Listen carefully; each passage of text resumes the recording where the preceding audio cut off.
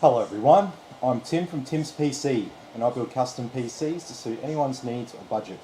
I also live stream my builds and repairs for transparency and educational purposes.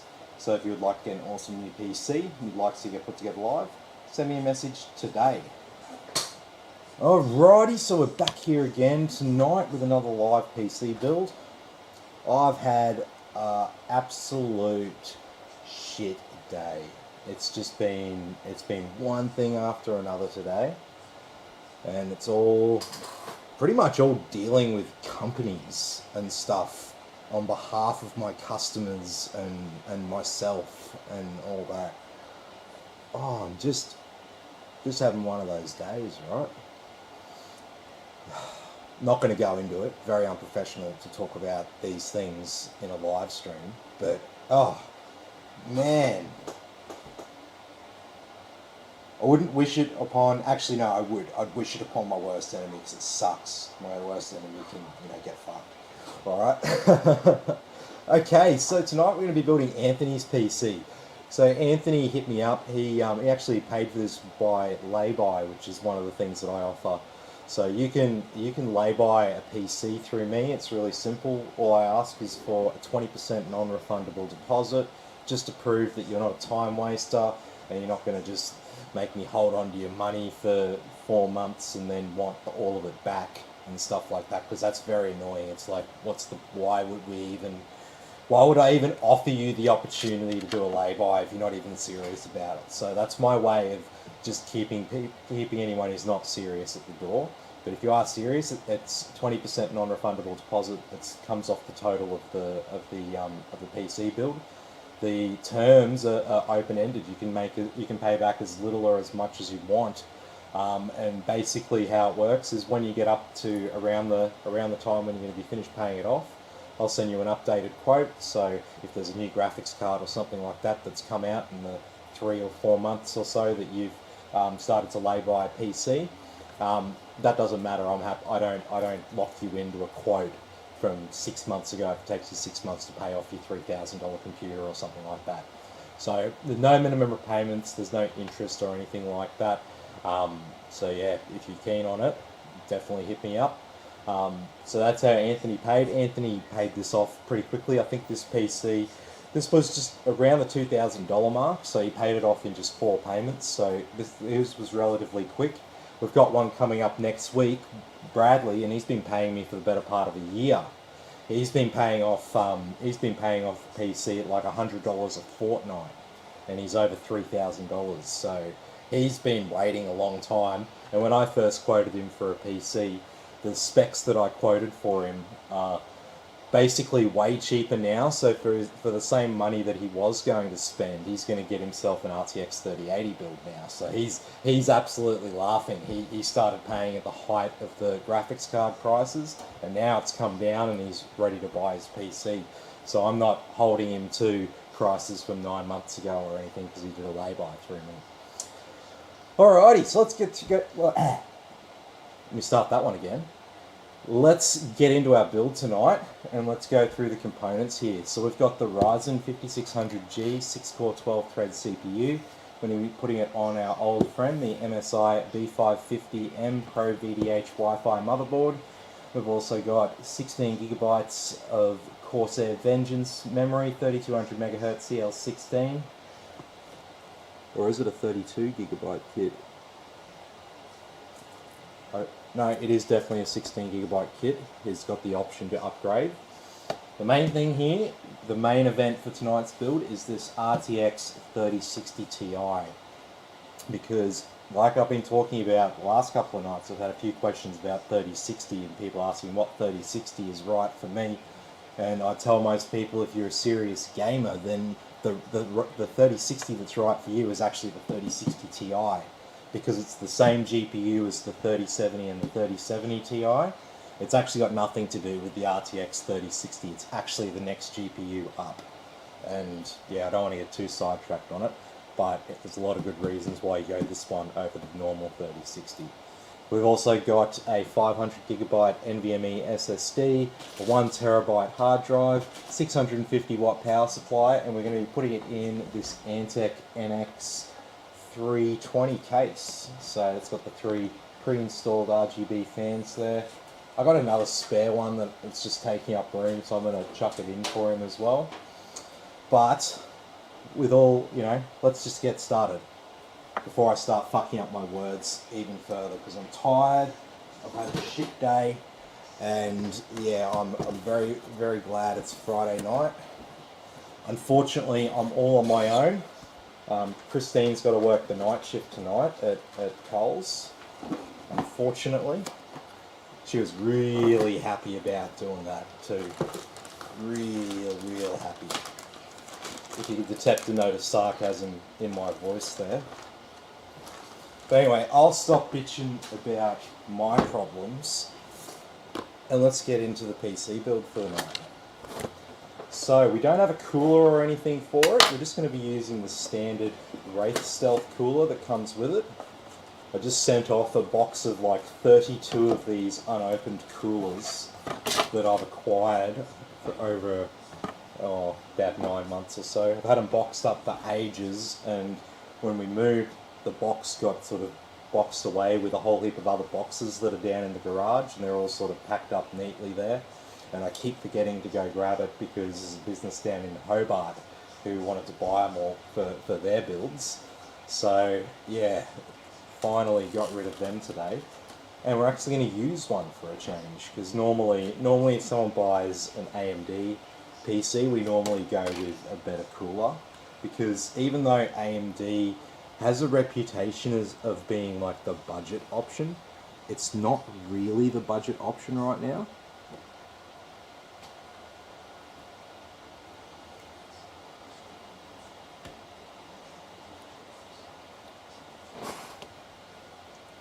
It seemed like it was a little bit weird going in there. I don't know what the deal was with that. We'll find out if there's a problem, won't we? That's the fun about this channel, because like it's completely live, unscripted, and you just get to see me building PCs from new parts that I purchase. And so you get a real good taste of the sort of problems that can come up, because I don't always, like I don't waste time like going through all this and testing it before I go to build it. I just go ahead and build it. That's the easiest and quickest way to test it usually. I can see we've got a few people in the comments there. It looks like Patrick and Nick on Facebook. I will sort of try to do what I can here. And it doesn't look like there's anyone on YouTube yet.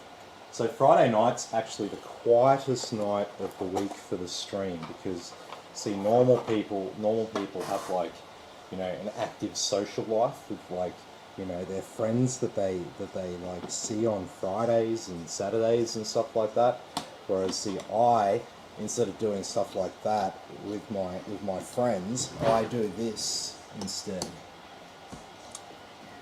No. I'm only sort of being half serious there. I'm in my 30s, and as anyone in their 30s can attest to, especially if you're childless in your 30s, you end up in a situation where like most of your really good friends that used to hang out with and stuff in your 20s, they've all got kids and families and stuff like that. They got all this other stuff going on, so it's very hard to even get together for a barbecue or something like that sometimes.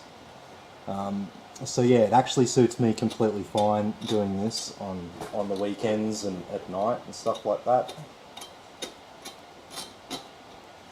I'm a bit of a night owl actually, so I'm sort of more active at night.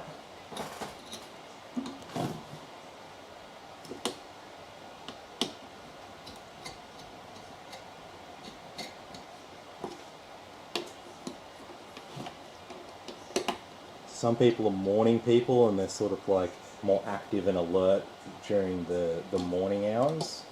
Whereas I'm one of those people who is more active and alert at night time.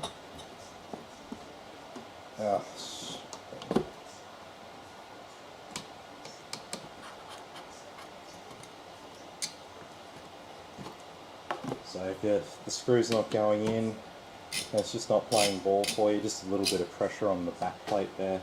You'll get that lined up nicely for you. Normally if you just do 2 diagonal bolts, it'll hold the back plate in place enough.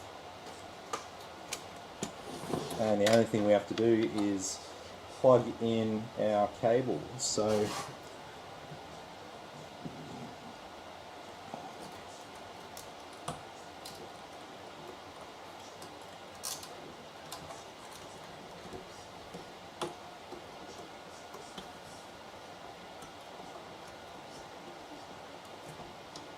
you can tuck the cable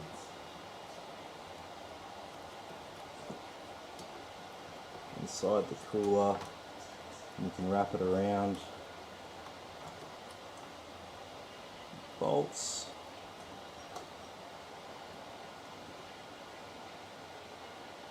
And then you can't see much of the cable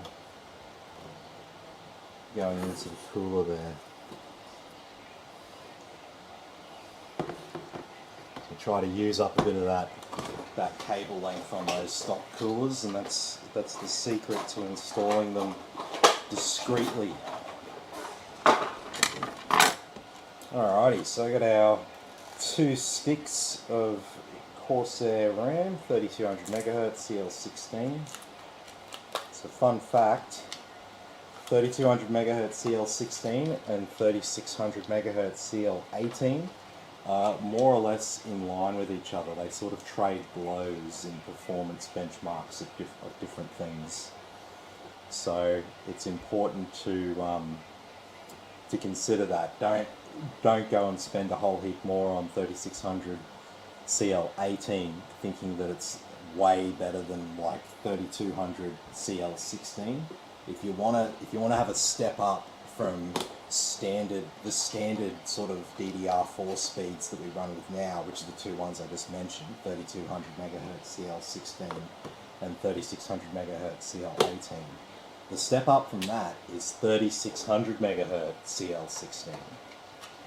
So if you want the faster, like the best sort of sweet spot for performance for DDR4 RAM, that's where it's at.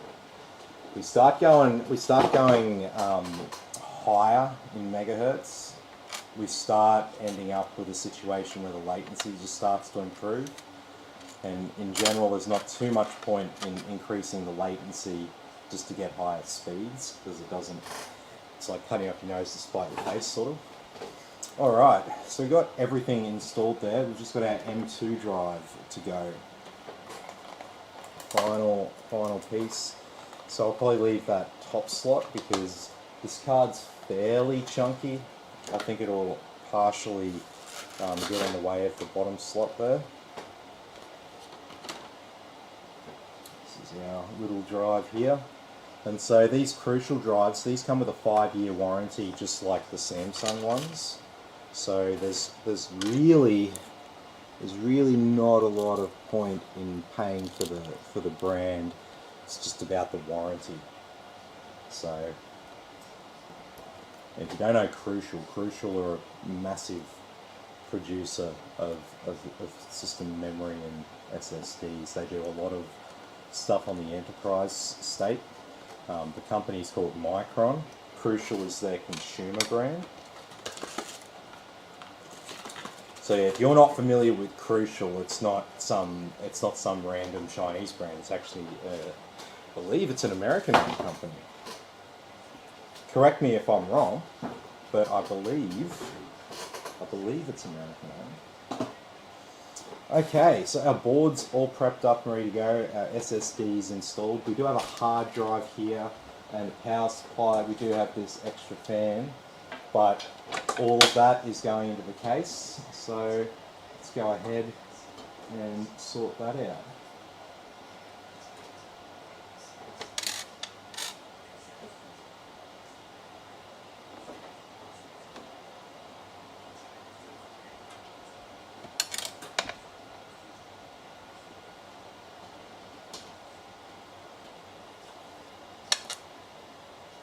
Okay, just sticky on the side panel there. Ugh. I don't know why people are so obsessed with sticky, and apparently people like that sound. Yeah, it's a horrible sound, to be honest. And no, I remove the sticky on them. One, because I'm doing this live, and when it's all lit up, I want people to have a good look at the PC. And number two is there is a surprisingly high percentage of people who would just get their PC with the plastic all over it, and they'd leave it there. They'd be like, "Oh, I don't want to damage it," and then you're meant to remove that plastic because the glass panel is designed to be air cooled, and you've basically got an insulation layer over that. So not ideal. And then it'll just end up looking like crap, and sure, it'll protect the glass, but glass doesn't just scratch out of nowhere. If you just have the PC sitting on your desk, the glass won't just get scratched, right? Unless it's like rolling around somewhere or something like that. So you don't have to worry about that. You might say, "Oh, it's easy to keep clean." No, when you have the plastic on it, you try cleaning that, eventually you'll start like peeling out the corners, and then the corners will end up like covered in dust and stuff like that, and then it'll start getting really skanky, and then before you know it, what you've done to try to keep clean and keep it nice and stuff like that ends up, basically catching dust from the last 6 months around the edges of where the plastic goes on. So yeah, not ideal, and I ripped the band-aid off, excuse the pun, basically straight away for people. Because yeah, like I said, I've said it a few times with PCs over the years. I've been doing this basically since I was 12 years old when I built my first computer. Been doing it for my friends and family ever since then. I've seen a lot of things, okay, from a lot of people who don't know anything about PCs and stuff like that, and people who have their PC in a like super dirty environment and stuff like that. Yeah, I don't think there's too much I haven't seen. I had a PC once from a friend of a friend years ago that was so dirty and so skanky. I swear I could smell animal feces through it. Like, it was that bad. I didn't even bring it inside the house. I did the whole thing, a whole PC repair and upgrade for them out in the driveway. That was probably nearly 10 years ago. And yeah, I've never had a PC quite that bad. There's been a few that have come close.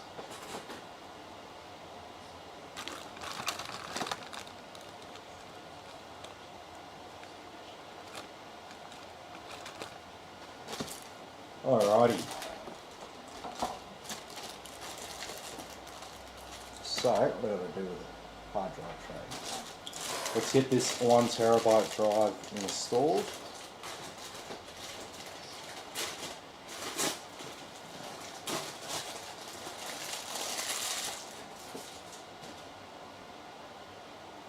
So hard drives cop a lot of slack, but there's nothing wrong with a hard drive for a bit of extra storage.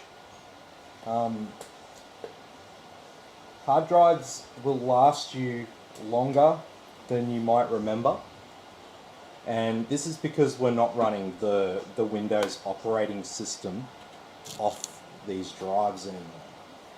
So if you ever remember like clicking on something in Windows when you've had a hard drive as your only drive in the computer, and just sitting there for ages waiting for that green bar to go across the screen while it's trying to open up a folder that's got a lot of stuff in it or whatever. Basically, that kind of work, constantly like looking up random shit on the drive and doing all the Windows actually just running from it, that can actually do a lot of wear to the drive.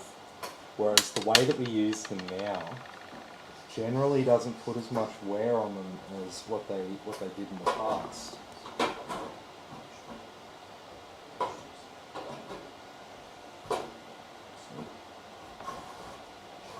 There we go. So yeah, you can expect your hard drive to last longer than what you remember from your PC ages ago. As always, they've got the cables coming through here. Even though there's like a nice spot at the top there for them to come through, it was easier for them to put them through like that.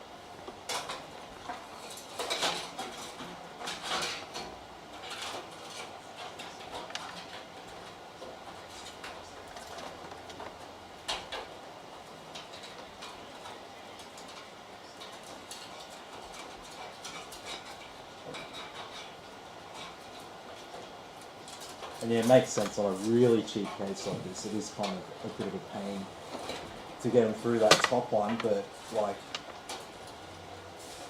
I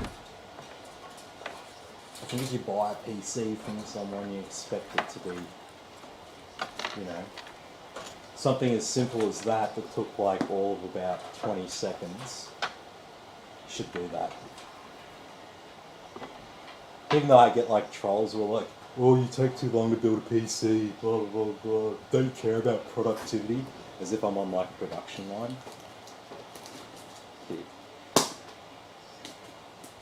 I'm like, I see those comments, I'm like, you work for one of the big major companies that does PC builds in Australia, don't you? You work for like Aftershock or something like that, and you gotta build as many PCs as you can every day. Gotta get them done. Points for smashing them out as quick as possible, sort of thing. Whereas a little bit different when you buy from me. I don't care about how many I smash out. I don't care about getting as many out that don't cause problems and don't cause support calls for me. That's my measure of success. I'll always have a certain amount of support calls because stuff fails. But for me, if I don't hear from you again, it's a good thing. So to give you a little insight, my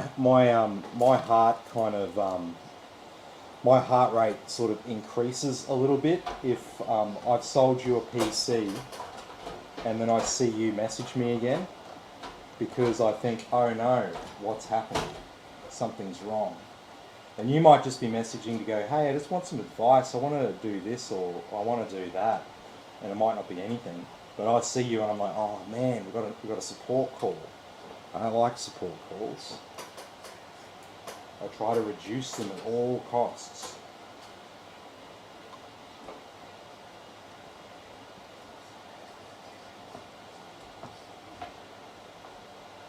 And when I mean support calls, that's not necessarily a phone call. That's just like someone needing support because the PC's, you know, got some sort of a fault or something like that. So I do the stress tests and shit like that. I try to make sure everything's good as much as I can before I ship them out.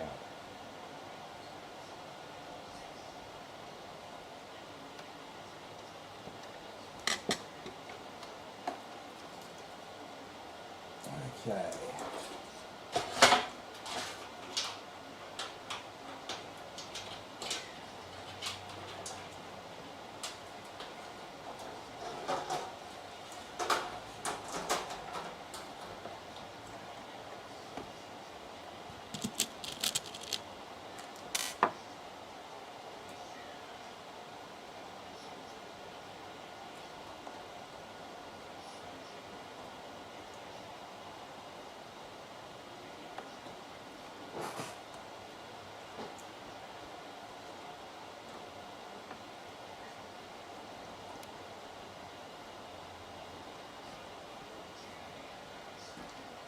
There we go.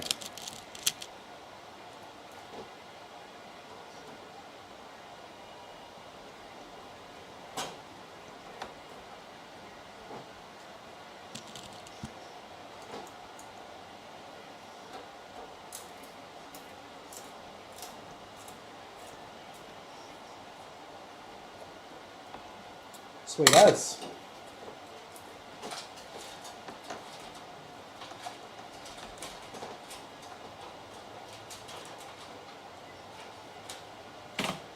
Alrighty, so we will have to get some different offsets in place here.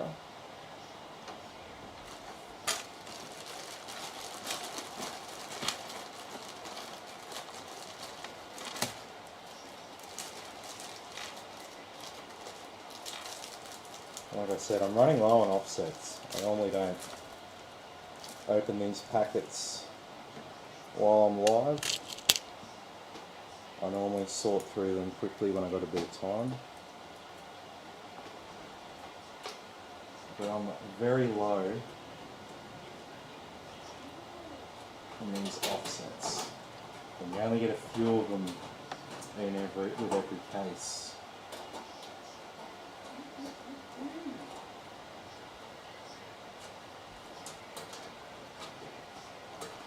And these can be a real pain in the ass to fuck around with if you don't have the right tool.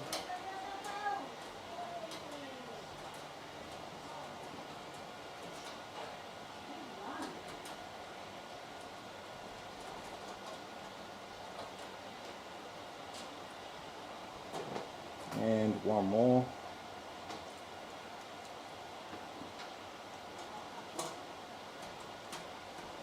We had 6 installed, 2 of them were in the wrong spot for this motherboard, and then we had to add another 2 in there as well.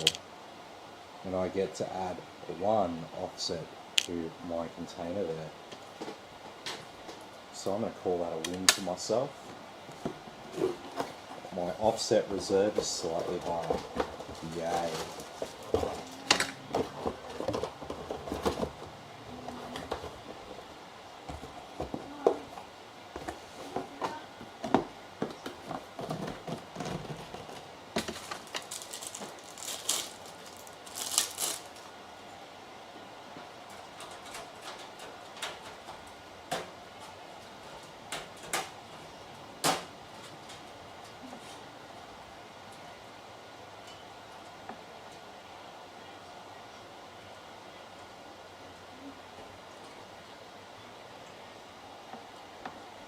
Okay, IO shield in place. I will chuck our board in.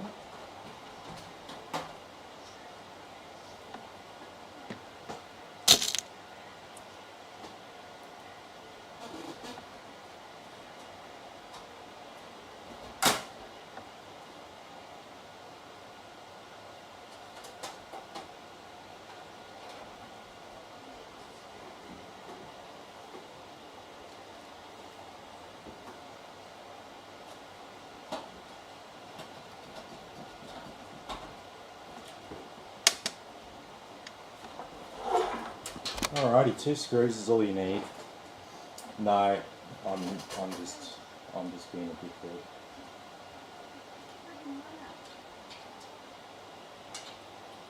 The reason why is because there's some of these like really thin cables.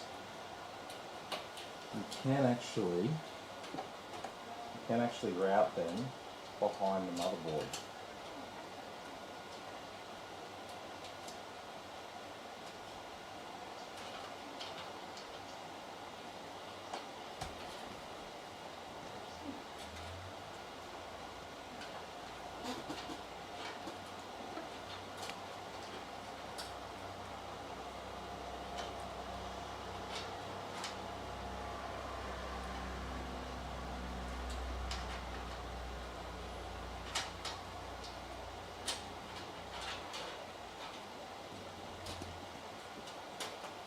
So these cables are really thin, they don't take up a lot of space back there.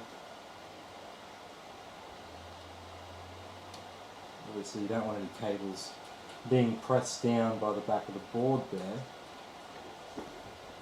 But if you're very gentle, you can normally find a pathway down there for them.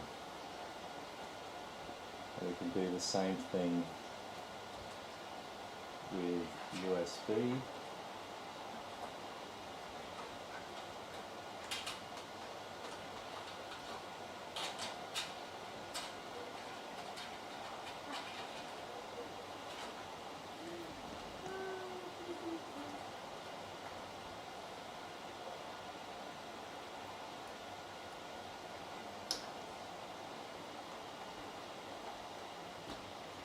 USB plugged in down there. And then we got front panel audio.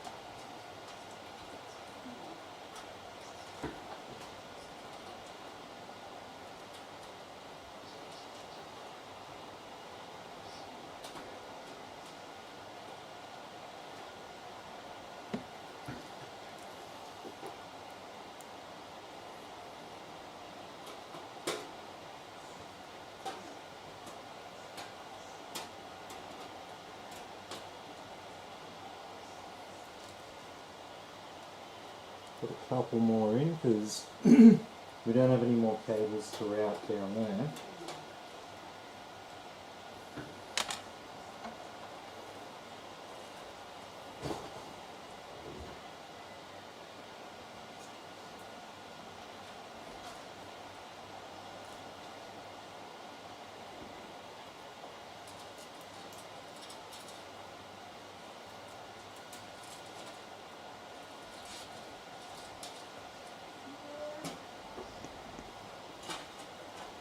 So front panel connectors. And so I'll just say, obviously you don't have to route these cables behind the motherboard like I'm doing here. This is just me trying to be neat and keep it all nice and clean down the bottom here.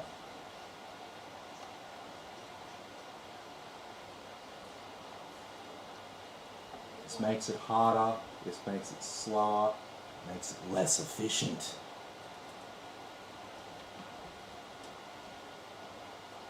Oh no.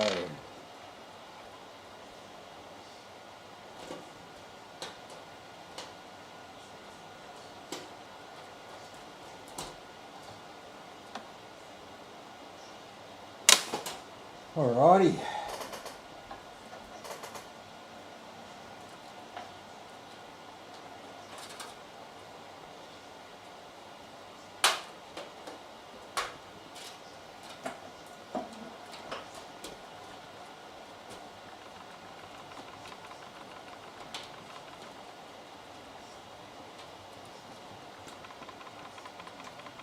Sweet.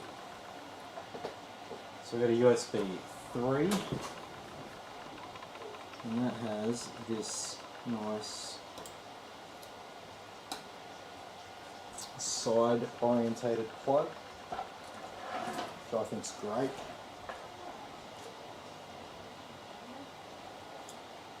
And what have we got up here?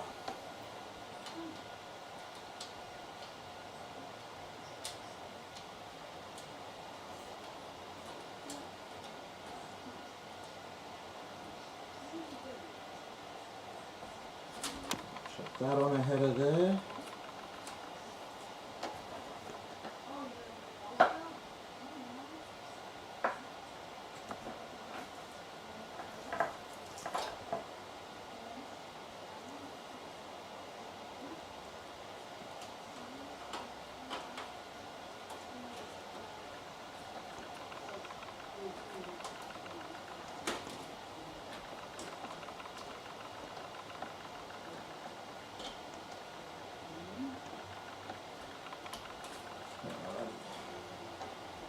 So that's our CPU cable.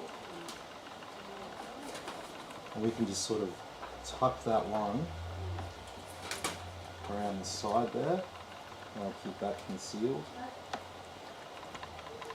And also tuck a bit of that USB 3 cable just up there.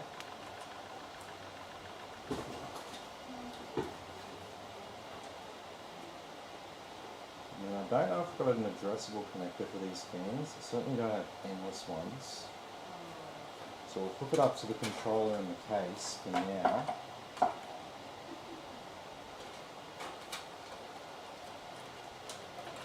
Once again, we can just sort of tuck that back there. in that groove.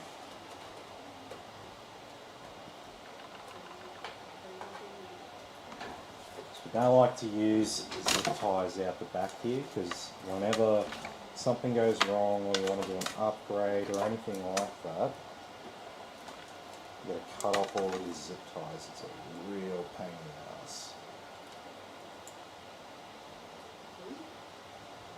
See, I care about productivity when it matters.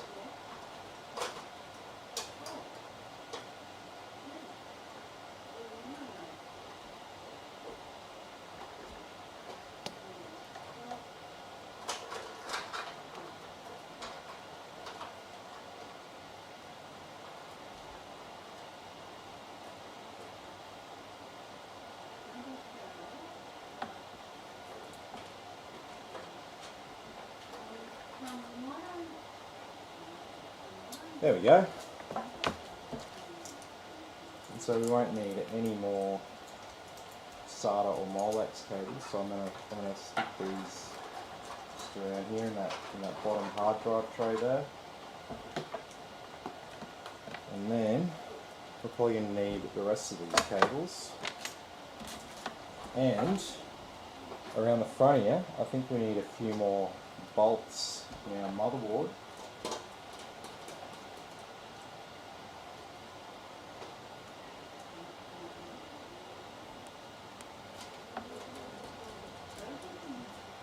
I think 2 more should do it.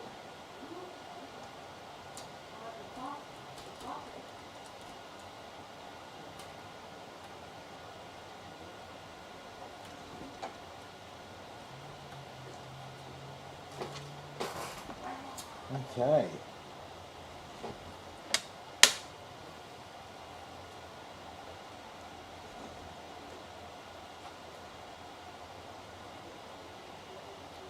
So our main RTX power for the motherboard there.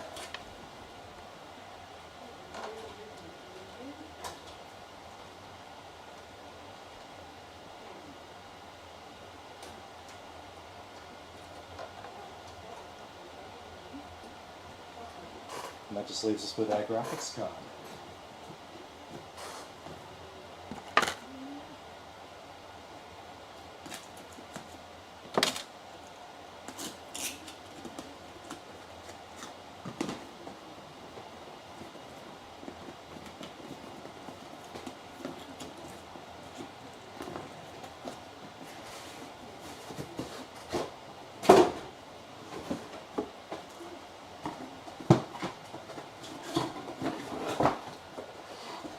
It's got one of these things.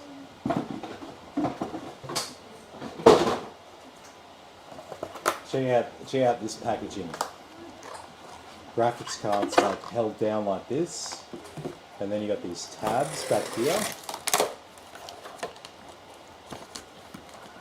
and it releases your graphics card.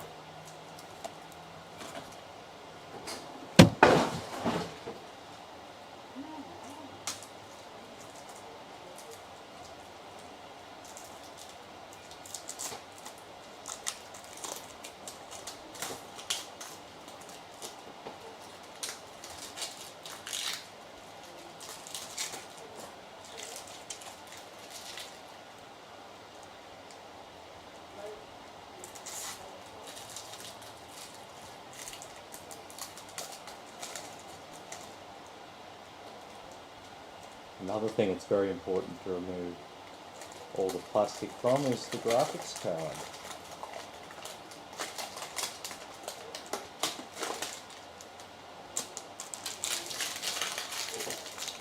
And Asus even sometimes puts it on the back there. Alrighty, so that is it. Pretty chunky card.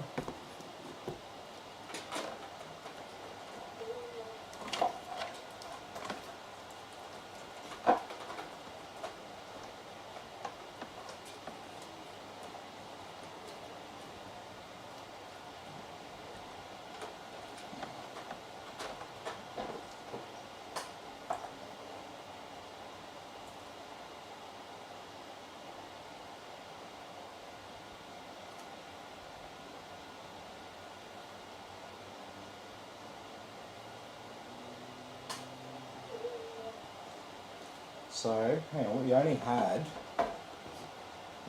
the single 8-pin on this.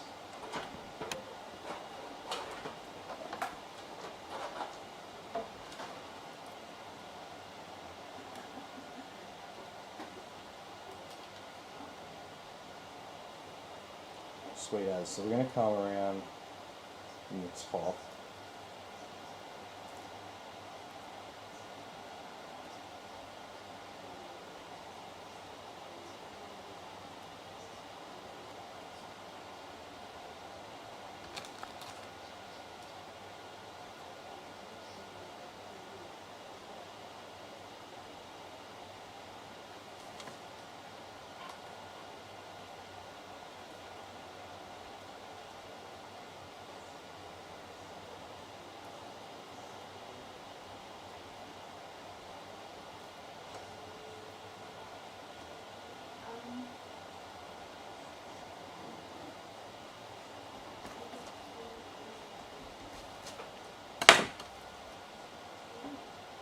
No, that was a close one though. Don't ever do what I just did.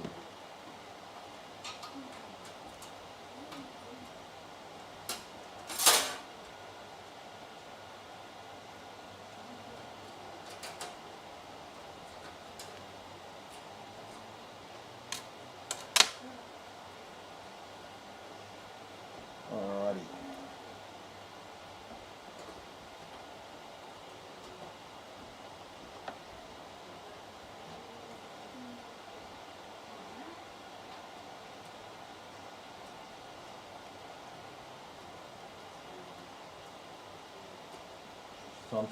Sometimes you've got to be very careful taking these out.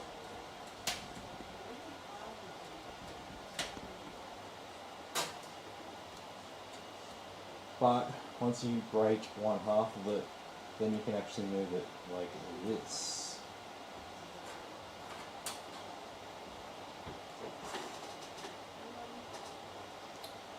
A little trick there for you.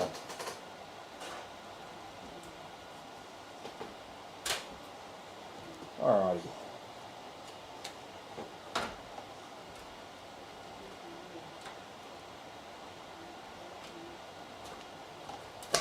There we go.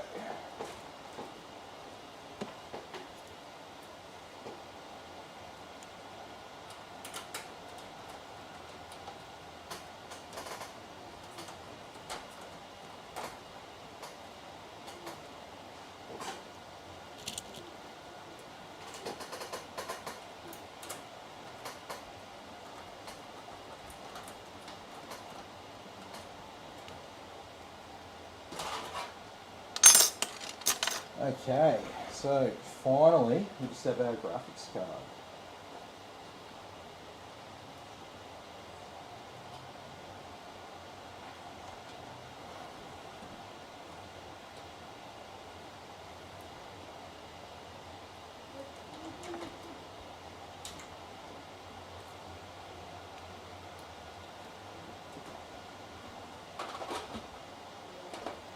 Excellent. So that is one PC all ready to go, nice and clean down the bottom, which is what I like. So you don't have to do it like that, but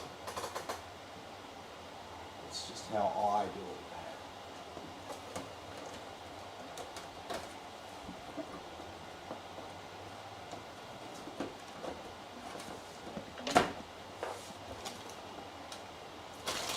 Sweet as. So we're all good to go now. I know I'm jinxing myself doing up the back panel. Oh wait, I really am. Because although I don't plug it in straight away, I do have a SATA cable to add, and I'll just route it to where I want it, and then I'll put the back panel on.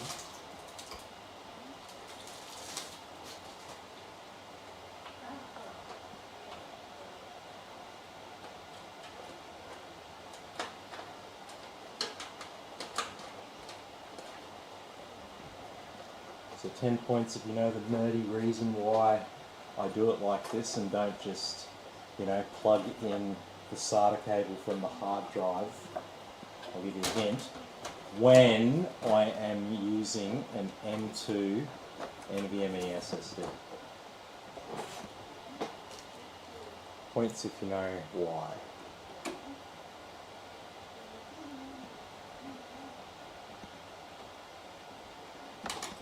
Someone should know because I've explained it to a lot of people. But then I don't really know how many people are watching tonight or anything like that because I don't have my wife here. I'm just kind of winging it. Alrighty. So we just got this cable right here to install. But other than that, everything is good to go.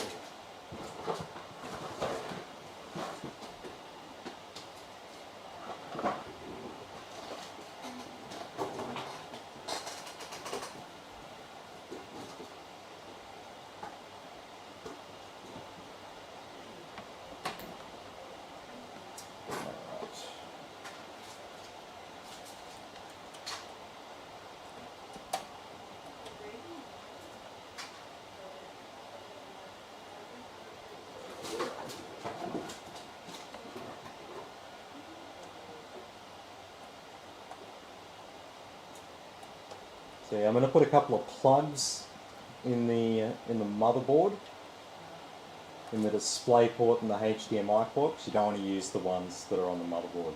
You want to plug into the ports on your graphics card. So many people make that mistake. There was a guy who had a similar spec system to this, and literally he was plugged into the motherboard just using the onboard graphics on the 5600G, and his 3060 Ti was sitting there. 3 months had passed, he didn't know what was wrong, and he bought a VR headset, and it was saying, oh, your computer's not compatible with this. And he goes, oh, do you know what it takes to make my computer compatible with this? And I've looked at him, I'm like, dude, your computer is compatible with that, what are you talking about? And he's like, oh, it's definitely not, blah, blah, blah, blah. And then just went through a couple of things with him, and turns out, yeah, he was plugged into the motherboard port. So I'm like, dude, you're going to get like 8 times the gaming performance now. And yeah, he's been happy, but he felt really, really silly that he'd done that and didn't say anything until 3 months later. Anyway, let's get started with this.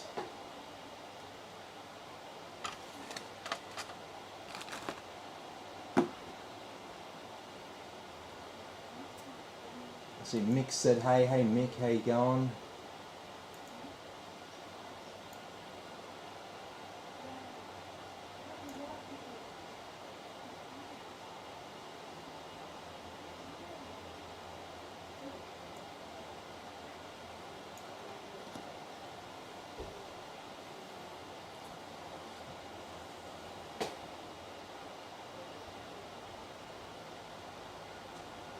Alrighty, and it looks like it's but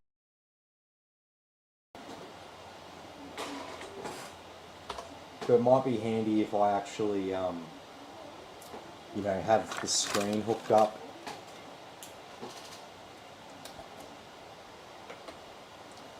Okay. So these have all got 2.80. That's not the one that's compatible with Windows 11. So we'll go ahead and we'll flash a new BIOS onto this thing before we even really get started, I think.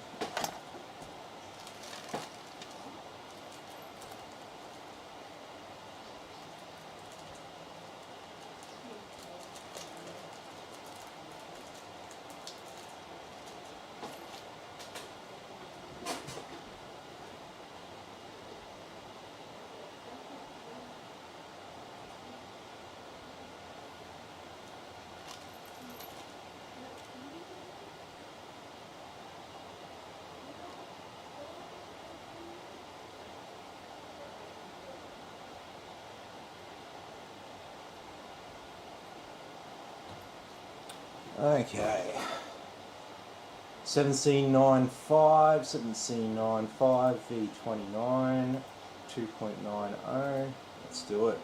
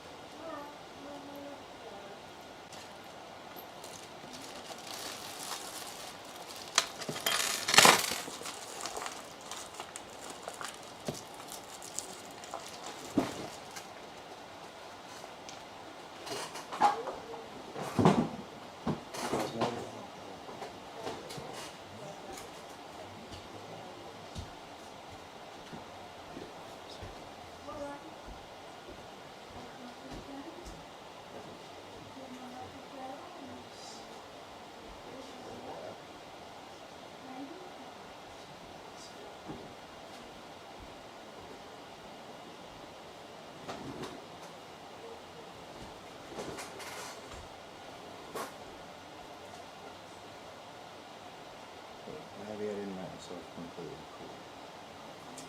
cool. Don't mind me talking to myself.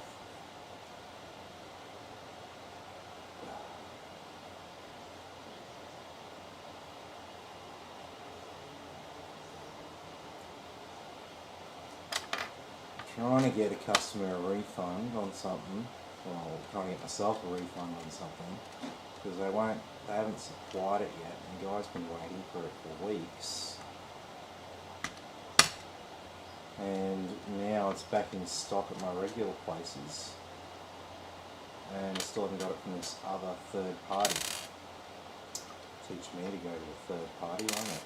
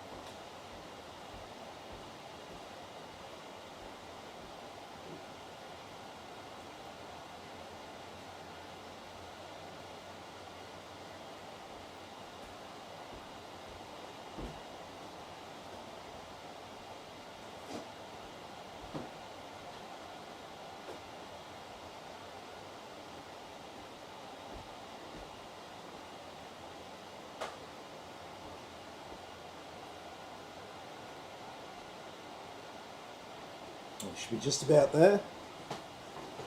I think we are.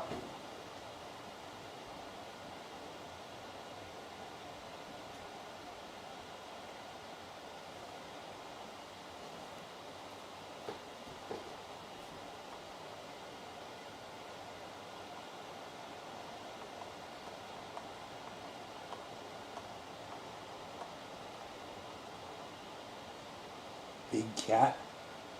Are you a big cat? I'll just walk around the house and tell the cat that he's a big cat. It's kind of what I do. It's my thing.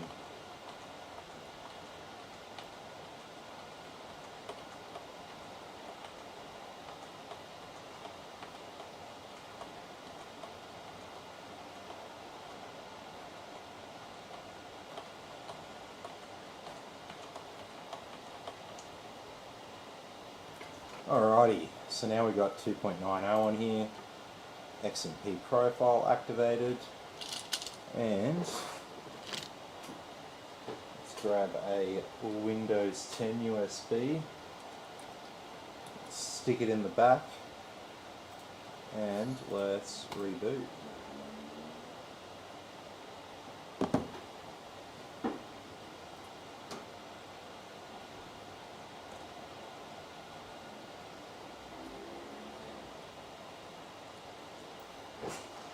So our graphics card even has a bit of RGB on it, so that's kind of cool. This card looks pretty cool side mounted too. It's the one that my wife has in her PC.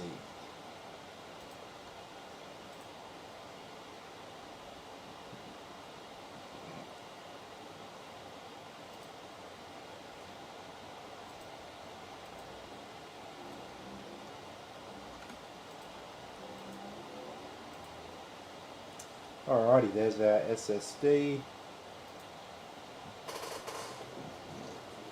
Got that plugged in.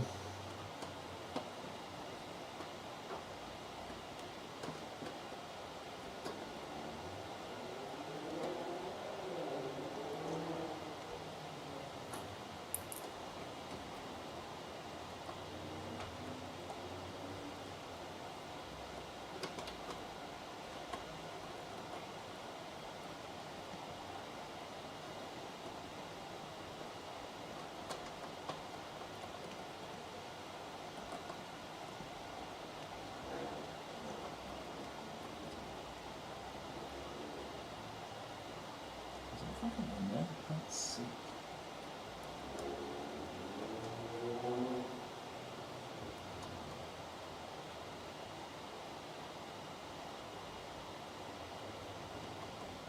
Yeah.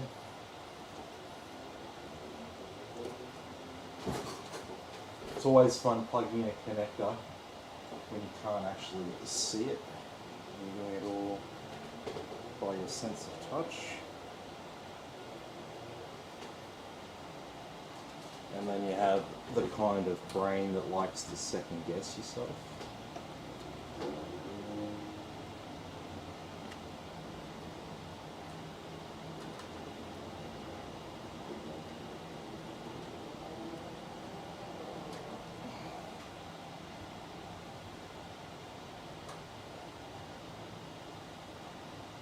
So the reason why we don't plug the hard drive in is because motherboards consider SATA devices before they consider M2 devices, and Windows likes to put boot manager on whatever drive is in the drive 0 position.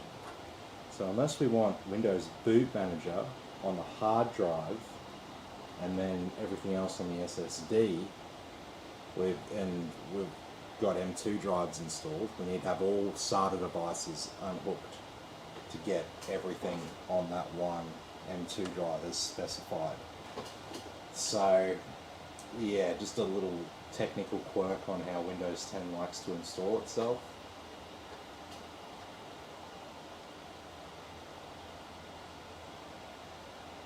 As soon as you click yes and you select what partition you want it to go on, it's going on the right drive, on drive 0, and it's your M2 drive. You can plug your hard drive in then, doesn't matter after that point.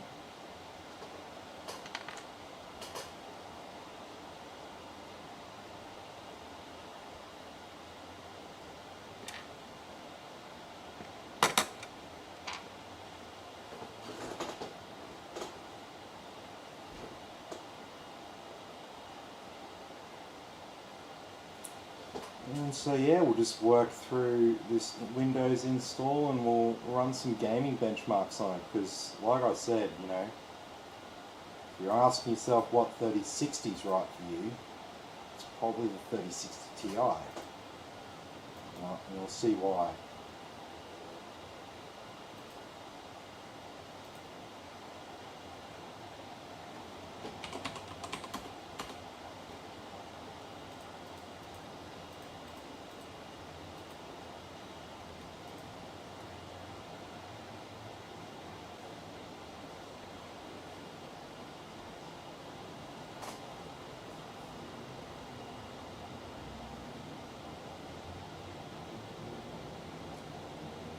Don't worry, it won't take several minutes.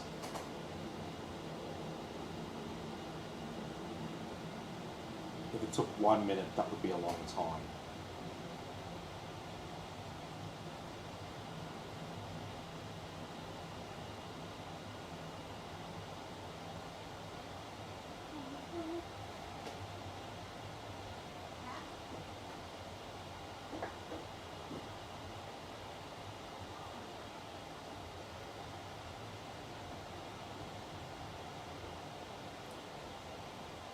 And should be just about there.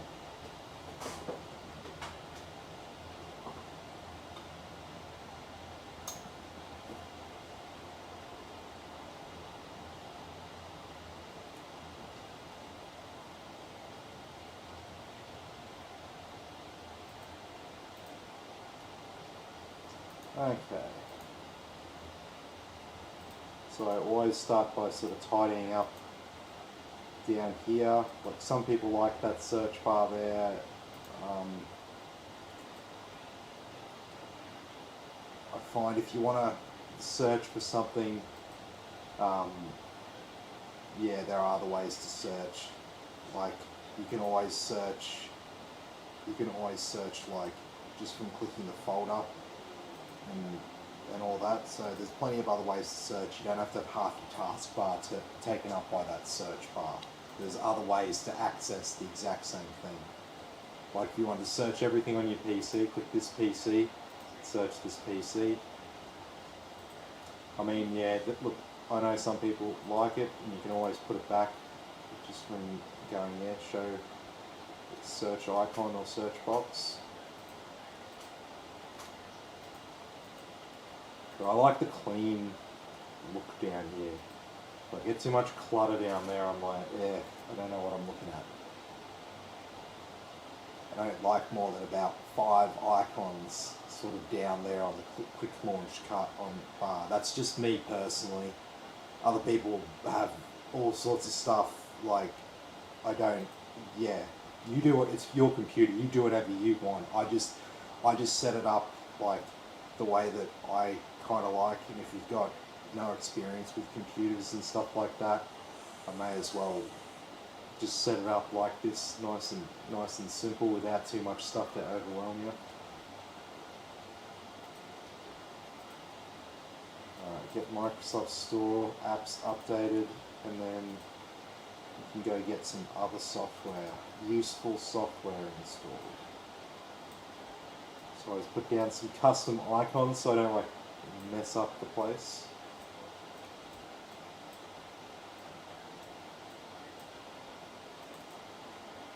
And it makes it easy for the customer to keep things organized when they start installing stuff and there's all these icons showing up on the desktop. I hate that. Like, my desktop is like a work space for me. I don't like heaps of random apps on the actual desktop. This is just me personally. If I'm going to set the PC up one way, I'm just going to set it up with what I have in my head as what good looks like. And we got an MSI motherboard here, so we don't need any of that, nothing there. Won't install that, no. Start with our gaming apps, so Battle.net.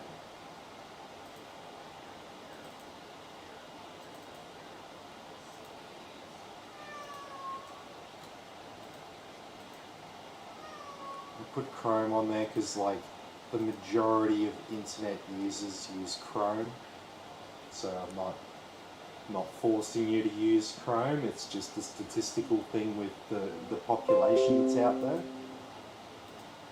So it's going to be useful to more people than it isn't. Crystal disk info and disk mark. These test your SSDs and hard drives, speed and the health of the drives. So if you think your drive's failing, all you have to do is open up Crystal Disk Info. It'll give you a pretty good assessment of your drive. You know if there's a problem potentially on the horizon.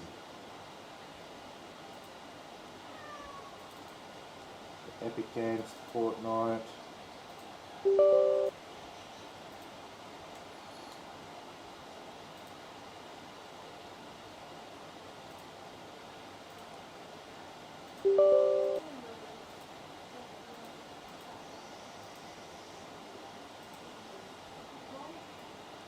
Okay, GeForce Experience. Hardware monitor does exactly what the name says. So if you think your PC is overheating, that's the app that you run. And just leave it running in the background and it'll just log all of your temperatures and voltages and clock speeds and everything to do with your computer and all the devices connected to it. So that'll make your life a bit easier. No Intel. No. MSI Afterburner, yes. Origin, yes.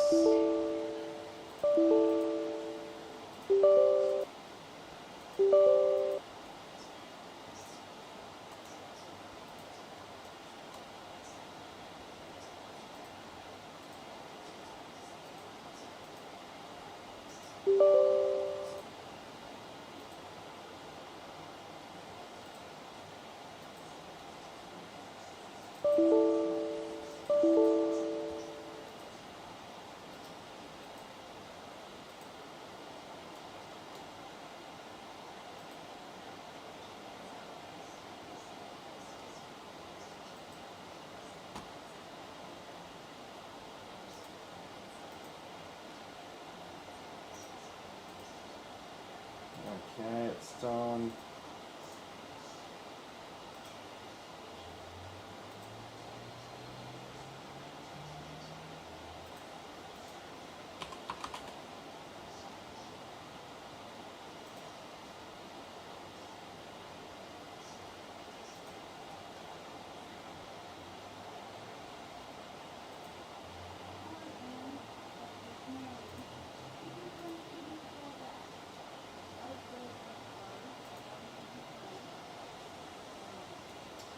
Okay, Origin going to work for us yet? Looks like it will.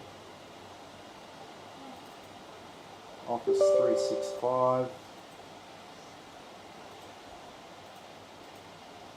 And yeah, most people use Microsoft Office.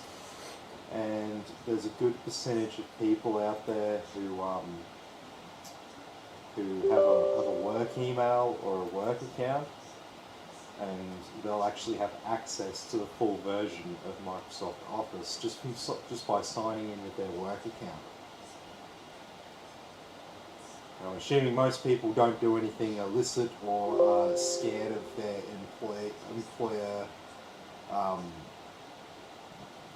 Like seeing what Microsoft Office stuff that you're up to.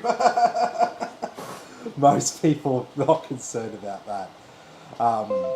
So yeah, it's pretty useful. If you don't have it, you can use the apps somewhat for free with limited functionality. If not, it is a subscription service.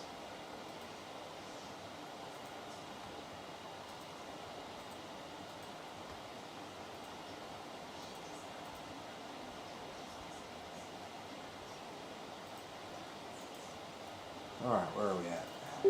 Steam.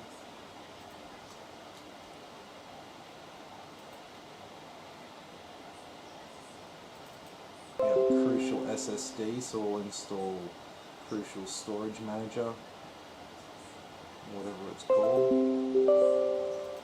Storage Executive. Sorry.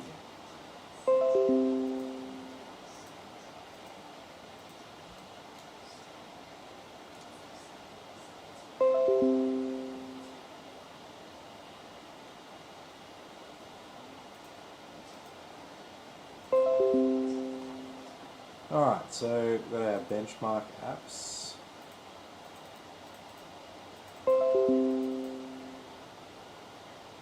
And VLC Media Player.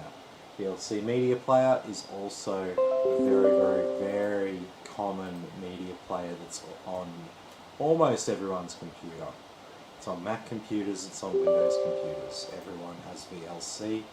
It's the Swiss Army knife of media players. If VLC doesn't play it, it's a virus, basically.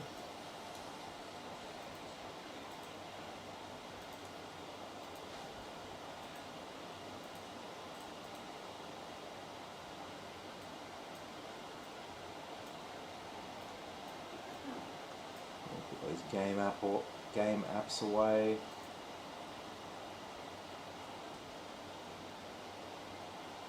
And that should be pretty much it.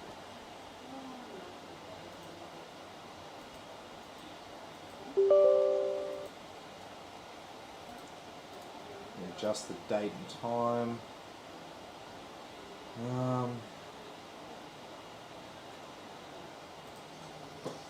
Geez, I can't remember. I don't think he's in Queensland. If not, you got like 5 months to come in here and change it back to Brisbane. I'm trying to remember everyone's names, locations, PCs, what they want to use for their PC, and do all these new people quotes. Yeah, lot to remember.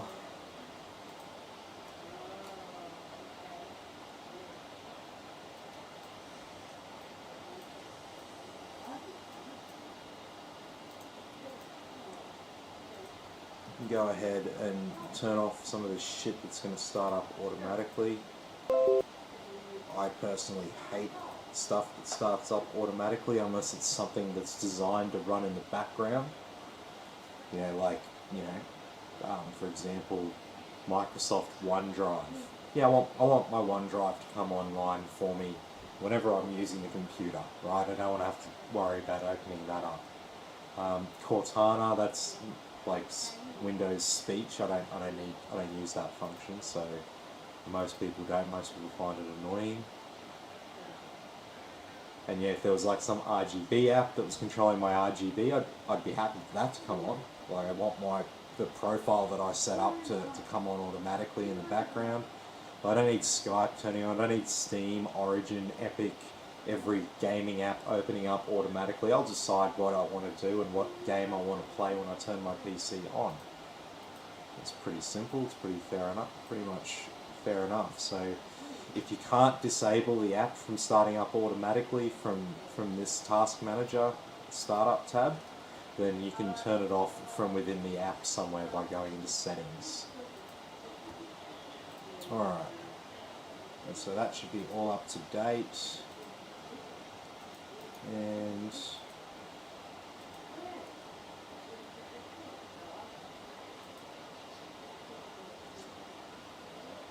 now we're going up here.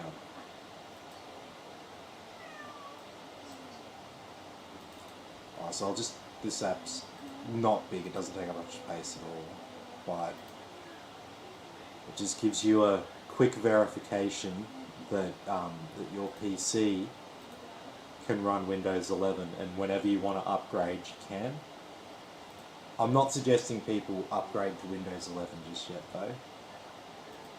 Every PC that I sell, if possible, it will be set and ready for Windows 11. It'll be compliant with it. You won't have to fuck around and change anything. But yeah, I'm not installing it on people's PCs, and I'm not like saying to people, yeah, you should upgrade to Windows 11. It's so great, blah blah blah blah blah.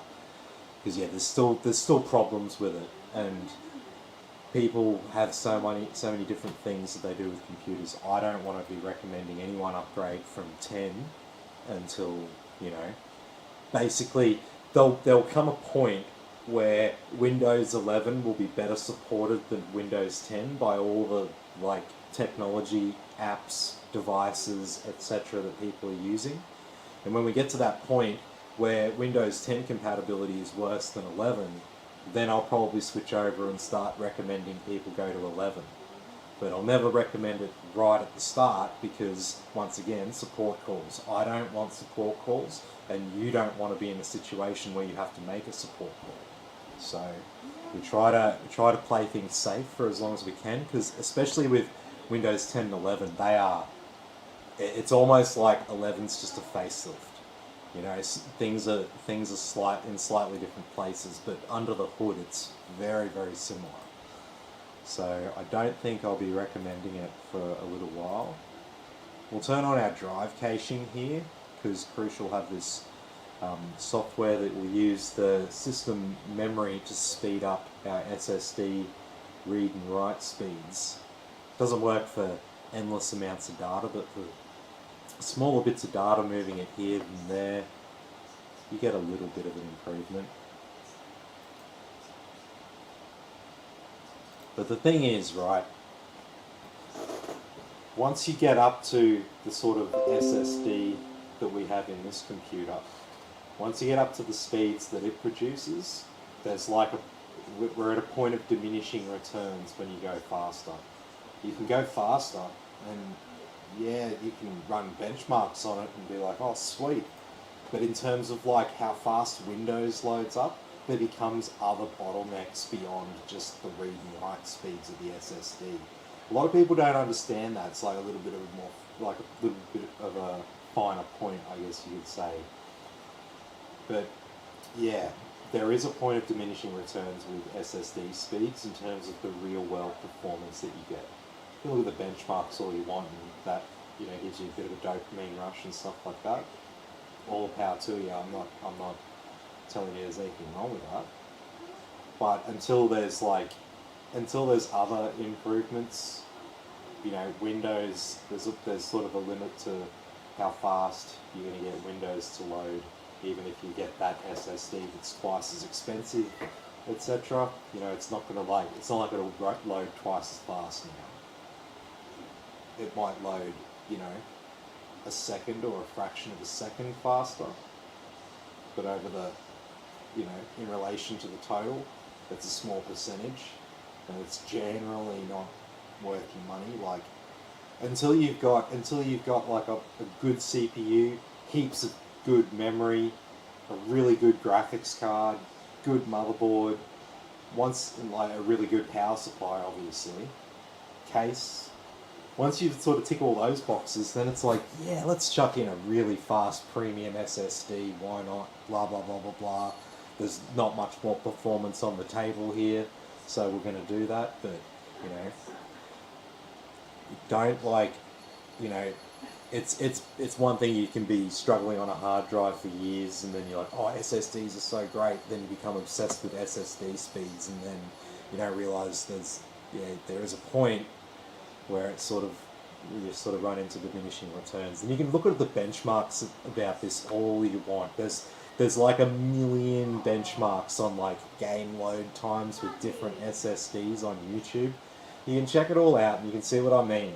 Like, it's the point of diminishing returns sort of begins at SATA SSD. Like, you'd be surprised at how well a SATA SSD stacks up to an M2 NVMe SSD. So that's one thing a lot of people don't get. So, alrighty, so we're back into Windows now. We should be pretty much all up to date.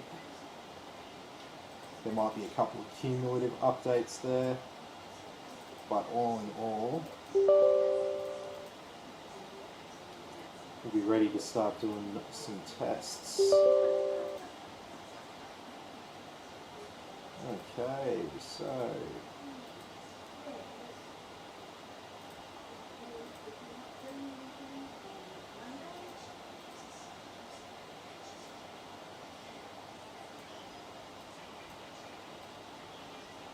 it's always just the fan curve a little bit there, just so it doesn't get really, really hot without the fans cranking up. If for whatever reason it gets really hot, most people would want the fans to be like running at full capacity. So that's just a no-brainer.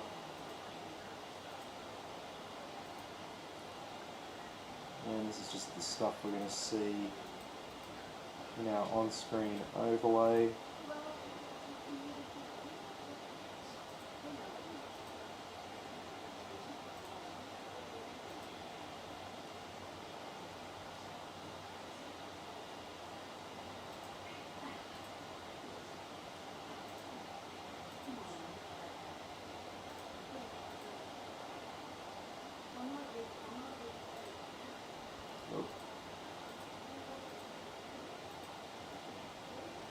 File that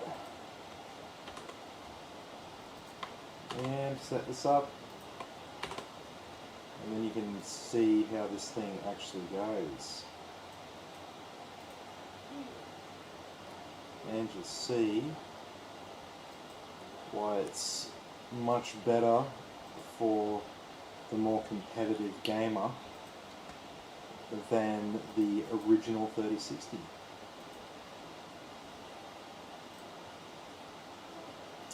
Alright, so that number there below RAMs, how many frames per second it's currently running at.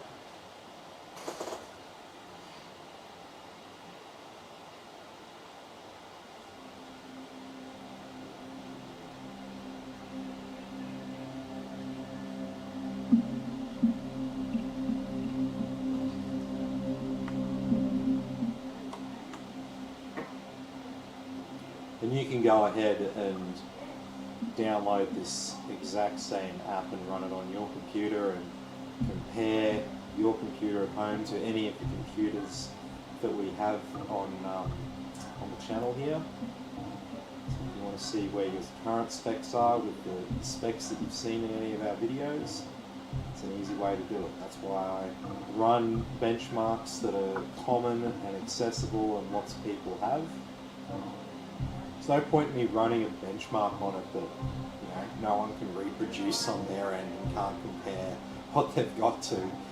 So, there's some really good benchmarks out there, but not everyone has access to them. Some of them are paid. And so I'd love to show you some of them, but it doesn't make much sense from the customer perspective.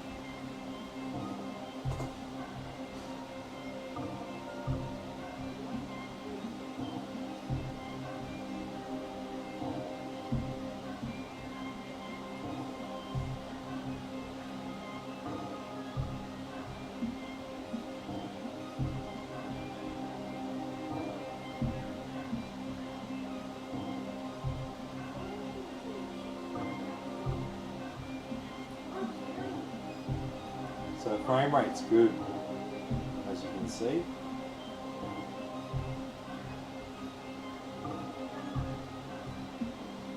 Very consistent, as you can see.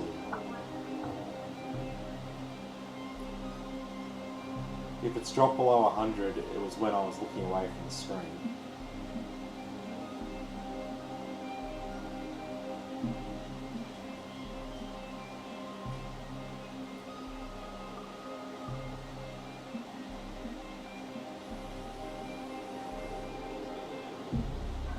So yeah, this PC is definitely a bit of a sleeper, right? It's got some crazy ass Leon Lee case or something like that. Just go cheapy.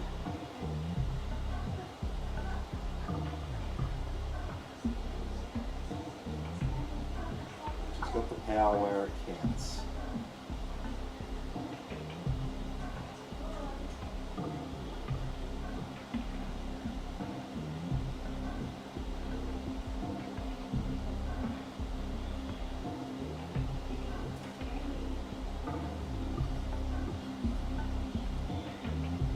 So if you go look at one of the builds who have got RTX 3060 non-TI, just watch the benchmark part of it.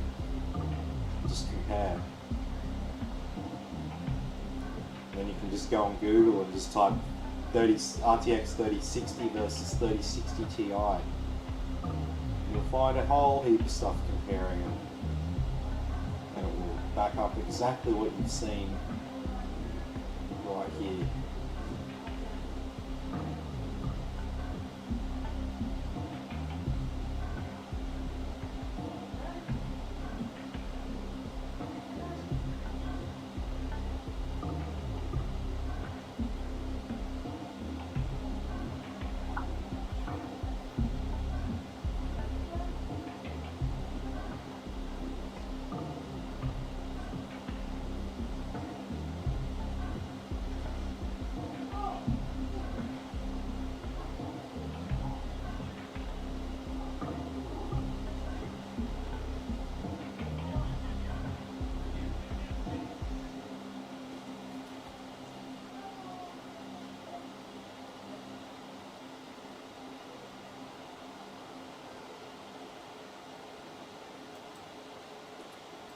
Alrighty, so a nice consistent run of heaven there on high settings, no anti-aliasing at 1080p. So this one we do ultra max anti-aliasing. In addition to doing the ultra max anti-aliasing, this is also a more demanding benchmark, so it's harder to run. This is more simulating like how you might run Red Dead Redemption 2 or something like that. All the settings up high.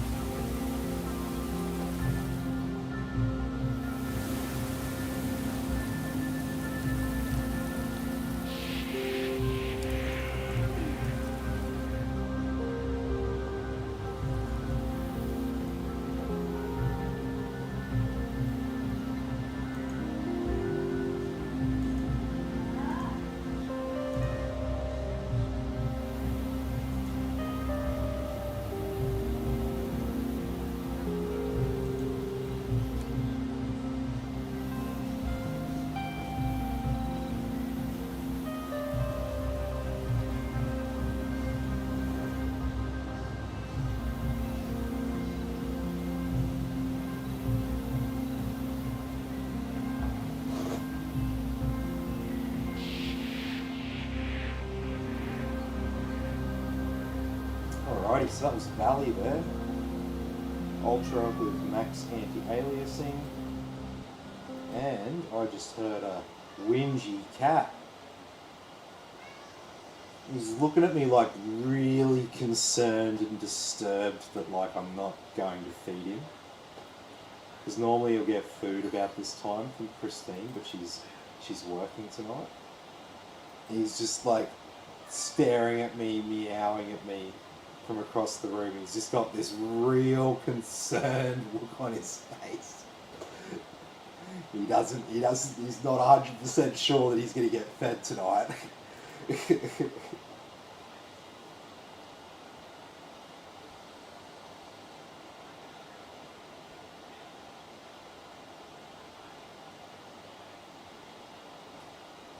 And so yeah, this one's at 4K. 4K optimized, so not 4K absolute tanked. It's 4K.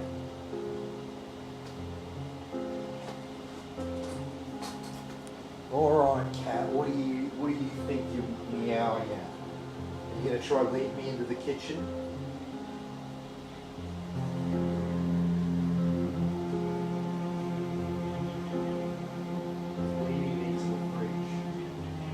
will be home soon, mate. Christine will be home soon. Okay?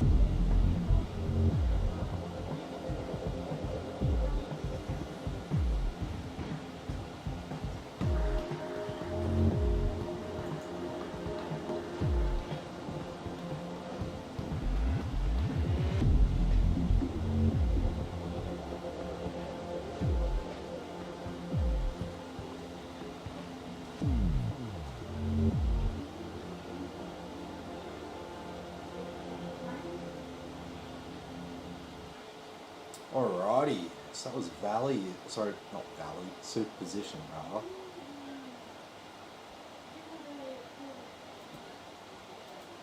Yeah, we're all up to date in Windows. Okay.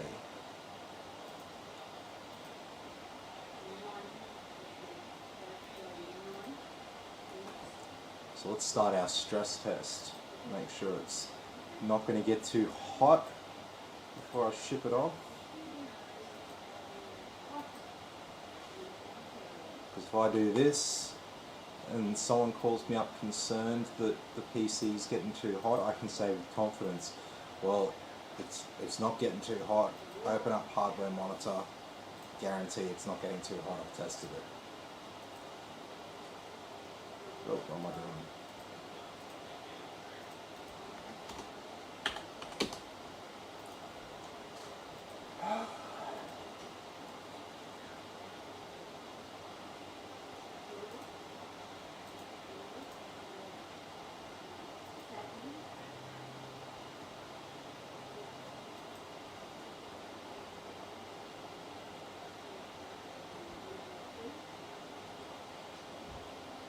Alrighty, so what are we doing here? We've got our 6 cores and 12 threads of our CPU, and that's what the CPU is working on. This here is obviously where we're looking at our temperatures, and we're doing the same thing with the graphics card. Graphics card's rendering this furry donut that we see here, and basically this is putting the graphics card's 3D rendering to the test. It's just like running a game basically. And over here, it's just like we're running a, doing it like rendering a video, I should say. So basically what we're doing now is stuff that's designed to put out a lot of heat. Okay? It's like a worst case scenario. It's not how you're ever going to be using your PC. Normal people don't like try to game while they've got Adobe Premiere or something like that open in the background rendering a 1 hour long video or something like that. People don't usually do that, but that's kind of what we're trying to simulate here. And so if it survives the stress test, then I know that there's nothing that the customer's going to do that's going to make it overheat. So all happy days. And so if I if I feel like it needs a little bit more airflow, I can install a couple of other fans up the top here. I'll just throw them in for free. But I think we're going to be right, because we do have this, because we've got the open panel at the top there with a bit of a dust filter on it. We could always remove the dust filter, and we've got the 3 fans at the front there that's going to be forcing a fair bit of heat out the top of our case. So it should be fine. We don't have anything too high powered in there, so I think we're going to be fine. But like I said, if I'm a little bit concerned about it, that's what I'll end up doing. Alrighty, well, I think I might leave that one there for tonight. It's been a relatively short one tonight, but it's been a pretty easy build. So, thanks everyone for watching. Be sure to like and subscribe to the channel, and I'll catch you all in the next video.